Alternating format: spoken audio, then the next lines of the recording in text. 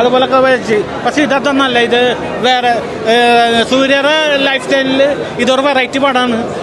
Breaching അങ്ങനത്തെ ഫൈറ്റൊക്കെ നല്ല.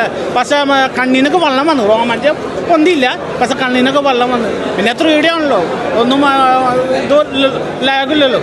അപ്പോൾ അതിൻ്റെ എല്ലാം മൂഡ് പടമാണ്. ഇപ്രാവശ്യം ഇത് 100ന് മേലെ കയറും. പിന്നെ 3D ആണ്, കുഴപ്പമില്ല. ഇപ്രാവശ്യം ഇത് കയറും. എനിക്കിഷ്ടമായി. കാരണം സൂര്യയിലെ വെറൈറ്റി പടമാണ്. ഇതുവരെ സൂര്യ അങ്ങനത്തെ പടം ചെയ്തിട്ടില്ല. അപ്പം അങ്ങനെ എനിക്കിഷ്ടമായി. സംഗതി അടിപൊളിയായിട്ട്. At first there was some lag, but later it came into place. A good entertainer. And Siva's direction superb. I liked the movie personally very much. At first there was some lag, at first, but later it come to pace. Very good entertainer. How is Surya's experience? Surya's actor very well. Surya's actor. Second half is superb. Only at first there is some lag, later it come to pace. And visually very good experience. Technically superb. Siva's direction superb. It's an awesome film. I like the movie very much.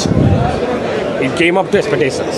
It's only 3 hours, and there's a surprise star coming at the end. That I will not tell. It will be a spoiler. Anyway, it's a very good movie. സൂര്യ സാർക്ക് ഒരു 1-man show performance, fight, dance, പിന്നെ actions, പിന്നെ കത്തി കൊണ്ടുള്ള fight, എല്ലാം കൊണ്ട് തന്നെ super ആർക്ക്. നമ്മുടെ ബാലസാറിൻ്റെ അനിയനാണ് സൂര്യ സാറ്. അപ്പോൾ അതുകൊണ്ട് തന്നെ നല്ല ആർക്ക് കാണാൻ പറ്റി. പിന്നെ കാർത്തി സാറുണ്ട്. പിന്നെ നടിമാരും കുറച്ച് ഹോട്ടാണ്, കണ്ടിരിക്കാൻ പറ്റുന്നുണ്ട്. ഫസ്റ്റ് ഹാഫിലേക്ക് സൂര്യണ്ണൻ തൂക്കി, പടം തൂക്കി.